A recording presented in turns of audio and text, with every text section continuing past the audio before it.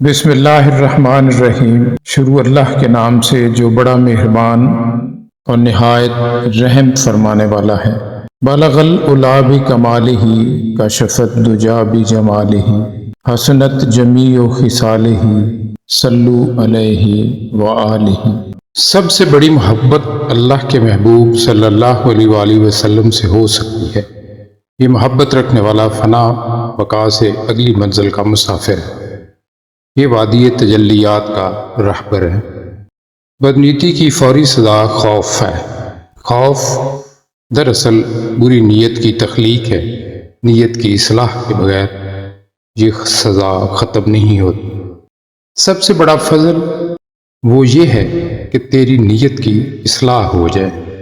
اطاعت سے جو علم حاصل ہوتا ہے وہ کتابوں سے نہیں ہوتا۔ ایک انسان نے کہا کہ جب مر ہی جانا ہے تو عمل کیا ہے؟ دوسرے نے کہا چونکہ مر جانا ہی اسی لیے تو عمل ضروری ہے۔ کامیابی حضور پاک صلی اللہ علیہ وآلہ وسلم کی دی ہوئی زندگی کے قرب میں ہے، اور کوئی اس سے جتنا دور ہوگا وہ ناکام ہوگا، چاہے وہ بادشاہ ہی ہو۔ مجھے اس کی رحمت پر یقین ہے۔ میرے عمل کی کوتاہی مجھے اس کے فضل سے محروم نہیں کر سکتی۔ اس کی عطا میری خطا سے بہت وسیع ہے۔ بارگاہ رسالت صلی اللہ علیہ وآلہ وسلم میں ہدیہ درود بھیجنے کے لیے غریبی رکاوٹ نہیں۔ یا اللہ جھوٹ سے بچا، جھوٹے سے بچا، دوسروں کی خدمت کی توفیق عطا فرما، اپنی طرف آنے والے اور اپنی طرف بلانے والے راستے سے آگاہ فرما۔ اس زندگی کو اپنی پسند میں رکھ اور ہم اس زندگی کو تیری راہ میں گزاریں۔ اللہ تعالیٰ تو ہم پر رحم فرما، ہمارے حال پر رحم فرما، ہمارے ماضی پر رحم فرما، ہمارے مستقبل پر رحم فرما۔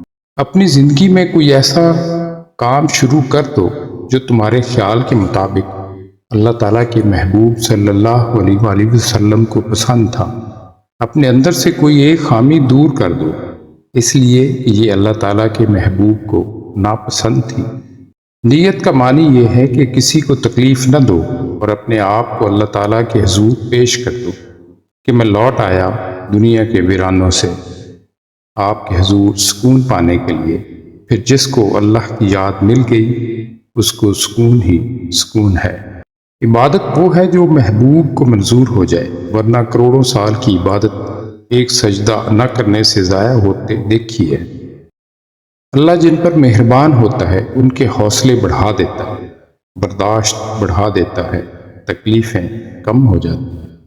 اللہ تعالیٰ ہمیں ان پر عمل کرنے کی توفیق عطا فرمائے۔ آمین ثم آمین۔